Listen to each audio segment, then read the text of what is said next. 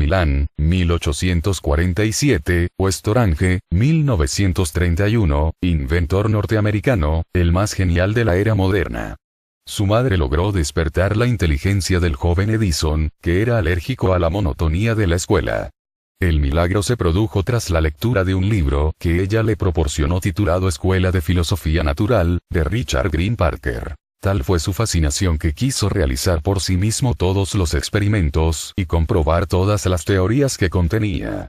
Ayudado por su madre, instaló en el sótano de su casa un pequeño laboratorio convencido de que iba a ser inventor. A los 12 años, sin olvidar su pasión por los experimentos, consideró que estaba en su mano ganar dinero contante y sonante materializando alguna de sus buenas ocurrencias. Su primera iniciativa fue vender periódicos y chucherías en el tren que hacía el trayecto de Port Huron a Detroit. Había estallado la guerra de secesión y los viajeros estaban ávidos de noticias. Edison convenció a los telegrafistas de la línea férrea para que expusieran en los tablones de anuncios de las estaciones breves titulares sobre el desarrollo de la contienda, sin olvidar añadir al pie que los detalles completos aparecían en los periódicos. Esos periódicos los vendía el propio Edison en el tren, y no hay que decir que se los quitaban de las manos. Al mismo tiempo, compraba sin cesar revistas científicas, libros y aparatos, y llegó a convertir el vagón de equipajes del convoy en un nuevo laboratorio. Aprendió a telegrafiar y, tras conseguir a bajo precio y de segunda mano una prensa de imprimir, comenzó a publicar un periódico por su cuenta, el Weekly Herald. En los años siguientes, Edison peregrinó por diversas ciudades desempeñando labores de telegrafista en varias compañías y dedicando su tiempo libre a investigar. En Boston construyó un aparato para registrar automáticamente los votos y lo ofreció al Congreso. Los políticos consideraron que el invento era tan perfecto que no cabía otra posibilidad que rechazarlo. Ese mismo día, Edison tomó dos decisiones. En primer lugar, se juró que jamás inventaría nada que no fuera, además de novedoso, práctico y rentable. En segundo lugar, abandonó su carrera de telegrafista. Acto seguido formó una sociedad y se puso a trabajar. Perfeccionó el telégrafo automático, inventó un aparato para transmitir las oscilaciones de los valores bursátiles, colaboró en la construcción de la primera máquina de escribir y dio aplicación práctica al teléfono mediante la adopción del micrófono de carbón. Su nombre empezó a ser conocido, sus inventos ya le reportaban beneficios y Edison pudo comprar maquinaria y contratar obreros. Para él no contaban las horas. Era muy exigente con su personal y le gustaba que trabajase a destajo, con lo que los resultados eran frecuentemente positivos. A los 29 años, cuando compró un extenso terreno en la aldea de Menlo Park, cerca de Nueva York, se hizo construir allí un nuevo taller y una residencia para su familia.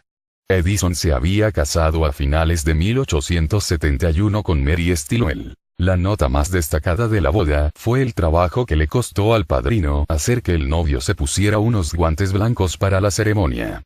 Ahora debía sostener un hogar y se dedicó, con más ahínco si cabe, a trabajos productivos. Su principal virtud era sin duda su extraordinaria capacidad de trabajo. Cualquier detalle en el curso de sus investigaciones le hacía vislumbrar la posibilidad de un nuevo hallazgo. Recién instalado en Menlo Park, se hallaba sin embargo totalmente concentrado en un nuevo aparato para grabar vibraciones sonoras. La idea ya era antigua e incluso se había logrado registrar sonidos en un cilindro de cera, pero nadie había logrado reproducirlos. Edison trabajó día y noche en el proyecto y al fin, en agosto de 1877, entregó a uno de sus técnicos un extraño boceto, diciéndole que construyese aquel artilugio sin pérdida de tiempo. Al fin, Edison conectó la máquina. Todos pudieron escuchar una canción que había entonado uno de los empleados minutos antes. Edison acababa de culminar uno de sus grandes inventos, el fonógrafo. Pero no todo eran triunfos. Muchas de las investigaciones iniciadas por Edison terminaron en sonoros fracasos.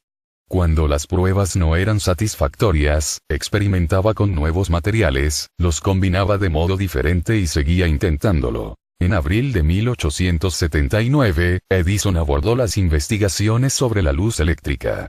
La competencia era muy enconada y varios laboratorios habían patentado ya sus lámparas. El problema consistía en encontrar un material capaz de mantener una bombilla encendida a largo tiempo.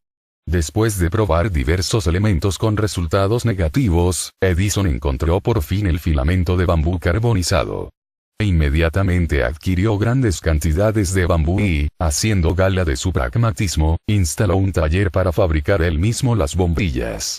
Luego, para demostrar que el alumbrado eléctrico era más económico que el de gas, empezó a vender sus lámparas a 40 centavos, aunque a él fabricarlas le costase más de $1. Su objetivo era hacer que aumentase la demanda para poder producirlas en grandes cantidades y rebajar los costes por unidad.